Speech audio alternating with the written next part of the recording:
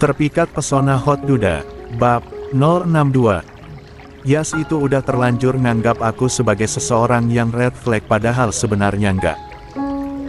Kalau udah begini sih susah, apalagi aku akui kalau aku sempat hilaf dan ngatain dia dengan sebutan yang enggak pantas, akui Emil. Tapi pengakuannya tidak dibarengi dengan rasa penyesalan. Belum lama, Emil dan Yasa memang bertengkar hebat. Di hadapan Regita, bahkan di hadapan Lanina, Emil tega menyebut Yasa dengan sebutan, anak setan. Siapa pula yang tidak sakit hati dan geram dengan cacian seperti itu? Ditambah lagi, Regita malah membela Emil waktu itu. Sudah pasti jelas kalau Yasa akan lebih memilih tinggal nyaman bersama sang papa yang sudah tepat. 23. Memilihkan ibu sambung terbaik untuk dirinya. Harusnya kamu minta maaf sama Yas, itu sedikitnya akan menambah nilai kamu di mata Yas, sesalkan Regita.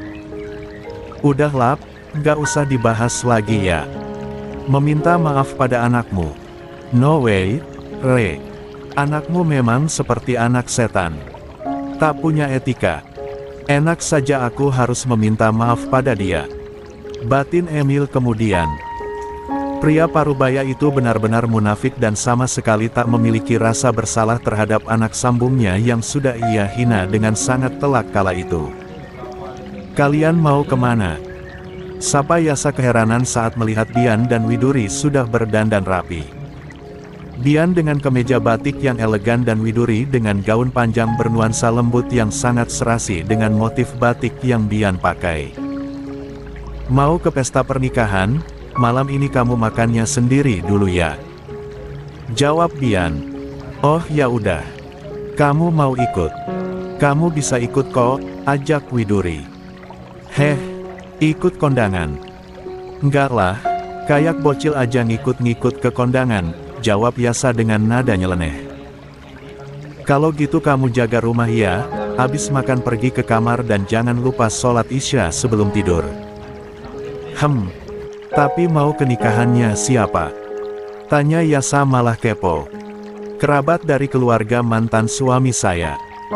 Udah diundang baik-baik, masa nggak datang, iya kan? Jawab Widuri. Why. Keluarga mantan suami. Wah, nggak bener nih. Berarti keluarga Nantan bakalan ada di pesta itu juga dong. Seketika Yasa ingat pada sosok Randy dan Mariati yang begitu menyebalkan. Apalagi beberapa hari yang lalu, Yasa juga sempat bersinggungan lagi di jalan raya dengan Randy. Kurang tahu juga, tapi mungkin memang ada. Yakin mau ke sana? Tar malah digangguin lagi. Ya namanya diundang, nggak enak juga kalau nggak datang. Nggak bisa dibiarin nih. Fix aku harus ikut buat ngawal. Tegas Yasa. Widuri dan Bian saling berpandang, Yasa sesigap itu dan siap jadi pengawal Widuri begitu tahu kalau Widuri akan menghadiri pesta pernikahan kerabatnya Randy. Ngawal siapa, Yas? Tanya Bian sambil tersenyum pada Yasa. Aku masih ingat wajah-wajah menyebalkan keluarga mantan suaminya istri Papa waktu di Bali. Aku takut Papa lengah dan gak bisa handle andai nanti mereka gangguin Mamu lagi. So, aku nggak boleh ada yang nyuri-nyuri. 24. Kesempatan buat godain Mamu. Jelas Yasa. Itulah alasan utama kenapa tiba-tiba Yasa ingin ikut ke acara pesta. Widuri sangat takjub dengan alasan Yasa. Tentu saja tidak ada yang boleh melarang Yasa untuk ikut. Ya udah siap-siap Gi, kami tunggu kamu di sini ya, kata Widuri dan dia memutuskan untuk duduk menunggu di ruangan itu. Oke, kasih waktu 10-15 menit. Kata Yasa. Iya ditungguin, santai aja, jawab Widuri. Yasa pun pergi beranjak menuju kamarnya. Widuri dengan sabar akan menunggu anaknya dengan perasaan senang. Bian pun jadi senyum-senyum sendiri dengan spontanitas dari Yasa. Benar-benar tak perlu diragukan lagi kesigapannya. Yas begitu posesif, kata Bian. Dia posesif pada calon adiknya, Mas. Dan aku suka itu, tukas Widuri. Ke kamu juga, sayang. Tapi itu adalah hal yang sangat positif, diam-diam kamu sudah mencuri hatinya Yas, sebagai mamunya, goda Bian. Widuri tersenyum simpul dan apa yang Bian katakan memang salah satu tujuan yang kini ia raih begitu menikah dengan seorang biantara perkasa. Alhamdulillah, Mas. Memang semudah itu jatuh hati ke kamu. Kamu memang sangat mudah untuk disayangi, semudah kamu menyayangi orang-orang juga. Aku harap kamu nggak cemburu ya, Mas. Ucap Widuri. Nggak dong, kamu melakukannya dengan tepat, bukan hal yang patut untuk aku cemburui. Kamu memang yang terbaik. Udah jangan dipuji terus. Pipi Widuri pun memerah. Kamu layak untuk semua pujian itu, Hani. Mereka berdua menunggu Yasa selesai bersiap dengan sabar. Dan sesuai janjinya, dia tidak berlama-lama, belasan menit kemudian dia siap dengan setelan yang sangat rapi. Yasa memakai kemeja polos yang warnanya nyaris sama dengan pakaian yang dipakai oleh Bian dan Widuri, sehingga mereka terlihat semakin klop dan kompak. Firasat Yasa memang kuat. Di dalam pesta, memang sudah ada Randy yang diam-diam menantikan kehadiran Widuri. Beneran diundangkan. Bisik-bisik Randy pada mempelai pria yang merupakan sepupunya. Ya diundanglah, gue sendiri yang ngirimin undangannya. Tapi ngapain lo nanya-nanya sih? Lo udah ada bini, sih. 25. Widuri juga udah jadi istri orang tajir melintir. Jangan naif lo, jangan berharap doi mau berpaling lagi sama lo. Tegur sepupunya Randy itu. Kalian lagi bisik-bisik apa sih? Tanya pengantin wanita yang merasa terganggu dengan obrolan terselubung di antara suaminya dan juga Randy. Tahu nih Kadal, udah nikah sama cewek idamannya masih aja nanyain mantan istri yang dia sia-siakan, dasar aneh lu Ren. Cibir sepupunya Randy. Ya lu kagak ngerti kalau sekarang ini si Widuri glow up banget, kata Randy. Plus, cuma dia yang bisa bikin gue tune on saat ini, sial emang. Lalu Randy membatin mengakui kelemahannya. Nah tuh, yang itu bukan sih. Randy menajamkan matanya dan dari kejauhan dia melihat mantan istrinya datang dikawal oleh dua lelaki yang pernah membuatnya ciut. Sialan, anak songong itu juga ikut. Gumam Randy kesal saat melihat sosok Yasa. Siapa tuh? Lah dikawal kanan kiri tuh, bro. Haha, lo bisa apa? Randy ditertawakan. Sialan lo. Randy benar-benar kesal melihat Yasa. Tapi walaupun begitu, belalai mengkerut miliknya auto bangun. Bangun dan mengeras begitu Widuri muncul. Aneh tapi nyata dan Randy memang ditakdirkan seperti itu. Lo, Yasa, kok kamu diundang juga? Tiba-tiba ada yang menyapa Yasa dan itu adalah Gea. Ge, ngapain kamu di sini? Sapa balik Yasa. Ini pesta nikahannya abang aku. Kok aku nggak tahu ya ternyata kamu juga diundang. Gea benar-benar kaget melihat kedatangan Yasa. Tapi selain kaget, tentu saja Gea juga merasa sangat senang. 26. Teman sekolah kamu? Tanya Widuri saat mereka sudah mendapat tempat duduk. Iya, jawab Yasa singkat saja. Entah kenapa dia jadi sedikit ilfil pada Gea. Padahal Gea hanya sepupuan saja dengan Randy. Saya nggak ingat kalau Tante Susan punya anak gadis yang masih duduk di bangku SMA, ungkap Widuri sambil mencoba mengingat-ingat. Masa sih? Berapa lama kamu nikah sama suami pertama kamu? Masa nggak ingat sama persepupuan suami sendiri? Tanya Yasa keheranan. Cuma beberapa bulan aja, nggak sampai setahun. Ya karena saya jarang diajak dalam acara keluarga, jawab Widuri jadi sedikit mengenang. Widuri juga melirik ke arah Bian, dia jadi segan karena tak sengaja membahas soal Randy di hadapannya. Oh, jadi anggota keluarga yang nggak dianggap ya? Ish, kesian. Yasa malah mencibir. Tapi cibiran Yasa bukan sesuatu yang menyakitkan hati. Tentulah Widuri sudah sangat terbiasa dengan hal seperti itu. Maaf ya, Mas. Aku nggak bermaksud membahas itu. Tapi, bisik Widuri pada Bian. It's okay, honey. Itu adalah konteks obrolan yang biasa. Mustahil aku cemburu pada pria sialan itu, balas Bian juga dengan cara berbisik. Widuri tersenyum lebar mendengar jawaban Bina. Elah, suka nggak sadar kalau di sini ada orang woi. Bisik-bisik aja berdua. Gumam Yasa menggerutu. Setiap kali bersama, dia memang seringkali menjadi nyamuk. Kamu mau makan sekarang? Biar aku ambilkan, tawari Bian. Konsep penyajian makanan di pesta itu memang buffet atau prasmanan, jadi setiap tamu bebas memilih sendiri makanan yang ingin mereka ambil. Nanti aja, Mas. Aku ambil sendiri. Kamu yang duduk, aku yang ambilkan, jawab Widuri. Ya udah nanti kita ambil sama-sama. Susan adiknya Mariati, dan Gea yang merupakan anak bungsunya berjalan mendekat ke arah meja yang diduduk Widuri dan keluarga. Halo, Widuri. Terima kasih ya sudah mau datang, beneran deh tante nggak ngangka kamu bakalan datang. Sapa Susan dengan heboh.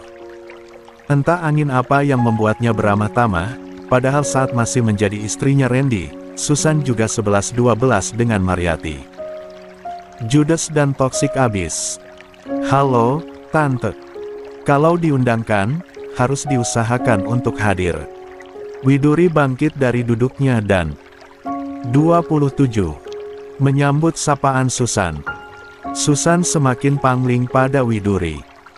Benar-benar berubah berkali-kali lipat lebih baik daripada saat bersama Randy. Wah, kamu udah hamil besar ternyata. Siap-siap melahirkan bibit orang kaya kamu, Wid. Aset-aset, bisik Susan sambil menggoda Widuri. Widuri merasa risih dan hanya tersenyum canggung. Ah, tante ini. Halo selamat malam, Pak.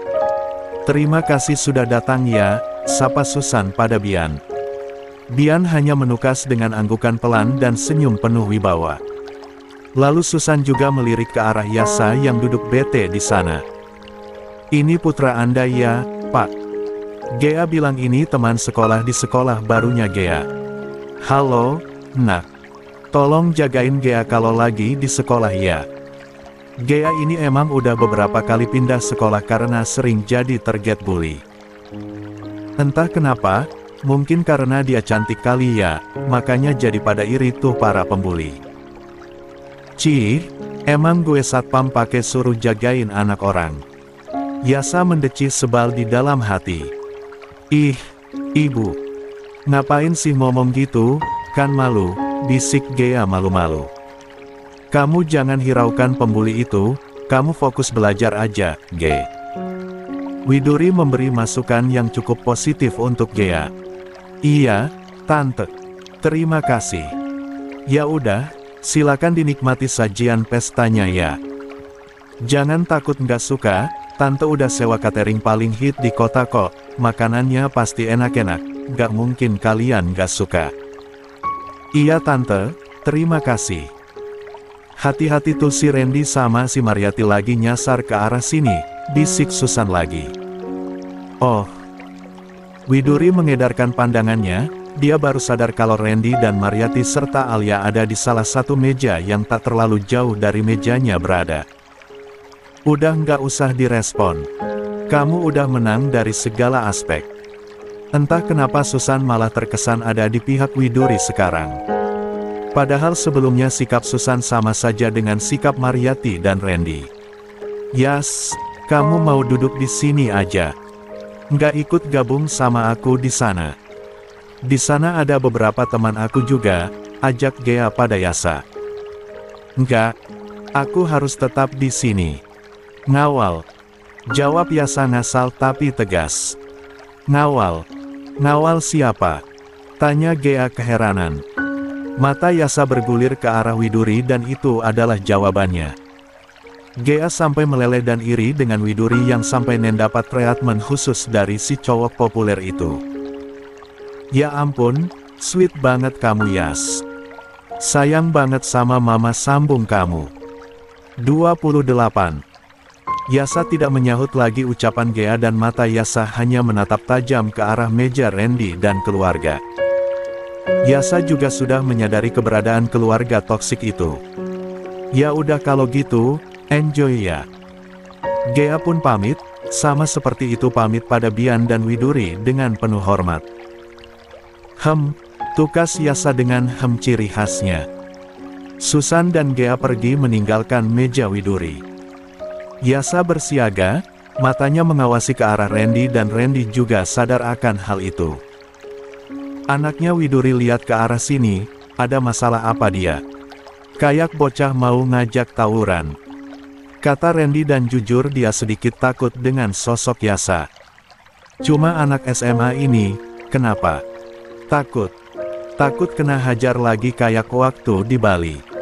Sindir Alia. Ya kalau dia duet sama bapaknya, ya jelas aku kalah. Kalau 1 lawan 1 sih, dia muda aja. Tinggal dijitak juga pasti dia takut. Kata Randy sok berani. Padahal dia takut pada Yasa walaupun harus berhadapan 1 lawan 1. Lagian ngapain godain lagi si Widuri? Kayak mungut muntahan sendiri tahu nggak? Nggak tahu malu. Alia hanya bisa menggerutu dengan kelakuan suaminya. Kenapa sih kalian ini ribut terus? Coba bersikap akur. Tuh contoh si Widuri sama suaminya. Kalau begini malah kelihatan kalau kalian ini kalah telak.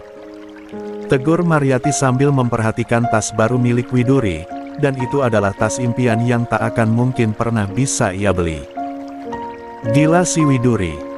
Berani-beraninya nenteng-nenteng tas impianku. Harganya puluhan juta. Aku harus jual ginjal kalau mau beli tas itu. Batin Mariyati iri dengki. Diam-diam Randy meraba bagian intinya dan merasakan ada yang mengeras di balik celananya.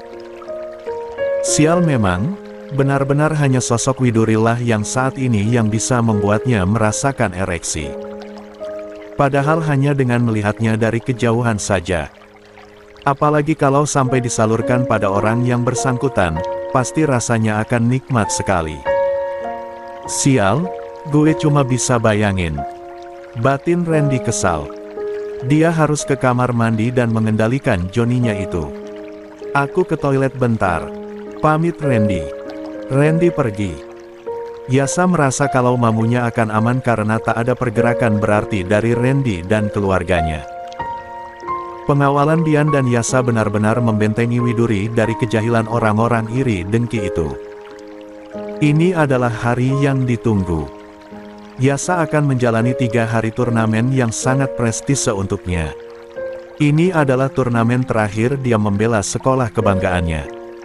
Sayangnya, Widuri tidak bisa ikut menonton karena Bian tidak mengizinkan. Bian mengkhawatirkan kondisi istri dan calon bayinya kalau harus menonton langsung di arena.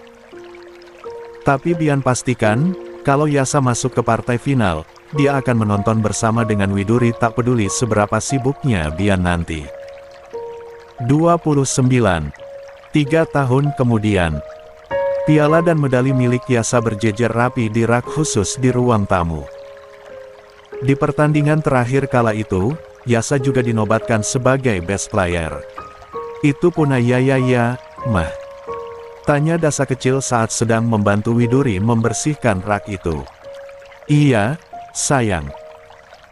Bang Yaya itu punya banyak medali di bidang basket, sayangnya papa nggak ngizinin buat masuk training center klub Jakarta Knight, karena papa mau Bang Yaya fokus kuliah dulu, tutur Widuri dengan lembut. Dasa manggut-manggut seolah ia mengerti apa yang mamanya tuturkan. Padahal tidak sama sekali. Dia begitu asyik mengalungkan 2 medali sekaligus milik abang kesayangannya itu. Ya, selepas turnamen antar sekolah 3 tahun yang lalu, Yasa memang diincar oleh seorang talent scout dari sebuah agen besar yang menyalurkan beberapa pemain potensial ke klub-klub basket Liga Nasional. Sebuah klub besar asal Jakarta tertarik dengan bakat Yasa, Yasa diundang oleh klub untuk masuk ke akademi mereka dan tentu saja sangat potensial untuk menjadi tim inti nantinya. Yasa sangat antusias, sayangnya Bian tidak memberi restu karena lebih dulu telah mendaftarkan Yasa di sebuah universitas bergengsi di luar negeri. Aku kangen Yayai, ucap Dasa dengan wajah sendu. Tahan kangen kamu, sayang. Akhir bulan ini Bang Yaya akan pulang. Aku mau telpon Yayai, pinta Dasa dengan manja. Ya udah iya. Bentar, Mama hubungi dulu ya, semoga Bang Yaya belum tidur malam ini. Oke. Widuri menarik ponsel di atas meja lalu ia menghubungi Yasa seperti yang diinginkan oleh putri kecilnya. Saat ini, di kota London sudah malam tapi Yasa masih terjaga dan menikmati waktu bersantai di dalam apartemen. Netflix, selimut hangat, dan sederet jajanan dari supermarket Asia yang berjejer di meja menemani waktu santai bujang 20 tahun itu. Kangen Dasa. Dengusnya lalu menyalakan ponsel dan menatap lock screen yang terpampang wajah Dasa yang sedang manyun. Segitu sayangnya Yasa pada Dasa sampai ia menjadikan adik kecilnya itu sebagai wallpaper ponselnya. Baru saja ia memandangi wallpaper itu selama 3 detik, tiba-tiba nomor Widuri masuk memanggil. Yasa pikir itu pasti Dasa, karena handphone sang mamu memang sudah biasa dibajak oleh adik kecilnya. Dengan segera Yasa mengangkat panggilan video itu, tak sabar rasanya ingin bertemu walau hanya lewat layar. 30. Ponsel. Ya. Suara cempreng Dasa menyambut, pipinya yang cubi begitu menggoda untuk dicubit tapi sayangnya jarak mereka terhalang daratan benua dan lautan samudra. Apa? Kamu lagi apa? Sapa Yasa, sikapnya sangat lembut dan hangat, tapi itu hanya berlaku untuk Dasa. Kalau untuk orang lain, Yasa tetap jadi pribadi yang dingin dan ketus. Aku lagi kangen Yayai, Yayai kapan pulang? Apa nggak kangen sama aku? Kangen dong, tapi ya gimana? Kalau Yaya keseringan pulang, nanti Yayai yang diomeli sama papa dan mamu. Biarin aja. Kalau papa sama mama ngomelin Yayai, nanti aku yang omelin papa sama mamu. Hei, mana boleh begitu? Kamu ini dek. Terus kapan Yayai pulang? Aku kangen nongkrong sama Yayai dan teman-teman Yayai. Kamu ini. Kalau kayak gini kan Yayai makin gak bisa nahan kangen. Dasa begitu manja, rebahan guling-guling di atas kasur sambil mengungkapkan rasa kangen pada sang kakak lewat layar ponsel. Widuri hanya menonton dan mengawasi. Rasanya hangat sekali dan momen itu sangat manis. Widuri tak menyangka kalau keadaan keluarga yang sedang dia jalani saat ini akan berjalan semanis ini. Tentu saja Widuri masih sangat ingat ketika pertama kali ia masuk ke dalam kehidupan seorang Biantara perkasa. Sama sekali tak ada sambutan hangat dari Yasa, justru Yasa seperti sengaja membuat keributan agar Widuri merasa tidak betah ada di dalam rumah. Tapi lihatlah sekarang. Yasa justru menjadi orang yang paling menyambut baik kelahiran Dasa. Yasa yang cuek dan tak bisa mengungkapkan perasaan, selalu mudah luluh jika dihadapkan dengan Dasa. Pokoknya Yayai harus cepat pulang. Tuntut Dasa. Iya, Yayai akan segera atur waktu deh. Kamu yang sabar ya nunggunya. Nggak boleh lama-lama pokoknya. Iya bawel. Ampun dah, posesif banget ini bayi. Apa Yaya bilang? Aku bukan bayi lagi hei. Iya, anak gadis kalau gitu. Yasa tertawa, video call selama 10 menit sama sekali tak cukup untuk membayar rasa kangennya, tapi setidaknya ia terhibur dan sungguh ia tak sabar ingin segera pulang ke Jakarta. 31. Saat waktunya sudah tiba, waktu liburan sesempit apapun selalu Yasa manfaatkan untuk bisa pulang. Yasa punya rumah yang hangat yang ia tuju, dan primadona di hati yang paling ia rindukan adalah Dasa, tentu saja. Yaya pulang. Yayai pulang. Dasa kecil berjoget riang menyambut kedatangan sang kakak. Ampun deh, centil amat, baru juga 3 bulan gak ketemu, udah jago pargoy begini. Kata Yasa lalu mendekat lantas berjongkok merendahkan tubuh jangkungnya agar bisa mensejajarkan diri dengan balita imut berusia 3 tahun itu. Widuri dan Dian memperhatikan pertemuan di antara anak sulung dan anak bungsu itu. Walaupun Dasa adalah penyebab gagalnya Yasa jadi anak tunggal, tapi lihatlah betapa Yasa sangat menyayangi adik kecilnya itu. Mas lihat mereka, ucap Widuri. Iya sayang, aku juga sedang melihat mereka, salah satu pemandangan indah yang selalu aku rindukan. Biantara tak lepas mengarahkan netranya ke arah 2 anak yang begitu ia sayangi. Kadang aku masih nggak percaya kalau pada akhirnya Yasa bisa sesayang itu sama Dasa. Mustahil Yasgal sayang sama Dasa. Apa kamu lupa bagaimana ia mengkhawatirkan Dasa sejak ada di dalam kandungan? Ya, kita semua tahu kalau Yasa adalah orang yang sangat menolak kehamilan kamu, itu pada awalnya, tapi lihat apa yang terjadi kemudian. Aku bangga padanya. Widuri jadi senyum-senyum sendiri ketika mengingat momen-momen indah itu. Yasa yang judes, Yasa yang galak dan ketus, sekarang sudah tak ada lagi. Mah, Pah, besok aku mau ikut ke CFD sama Yaya. Dasa menghampiri Widuri dan Dian sambil dituntun oleh Yasa. Boleh. Tapi Mama boleh ikut nggak? Tanya Widuri. Yai, Mama boleh ikut nggak? Dasa malah balik bertanya pada sang abang. Boleh nggak ya? Yasa menggoda. Nggak deh. Mama di rumah aja sama Papa ya, jagain Papa ya, celotehnya dengan gaya yang menggemaskan, seperti biasa. Seluruh keluarga tertawa bersama, bahkan para art yang ikut menyambut kedatangan Yasa ikut tersenyum melihat kebersamaan 2 anak dari Biantara Perkasa yang memiliki selisih umur 17 tahun itu. Selamanya, sampai Yasa semakin dewasa dan Dasa tumbuh menjadi remaja yang memesona, mereka tetap akur saling mengasihi dan saling menyayangi. Keluarga Biantara Perkasa, hidup bersama dalam bahagia sampai hanya maut saja yang mampu memisahkan mereka.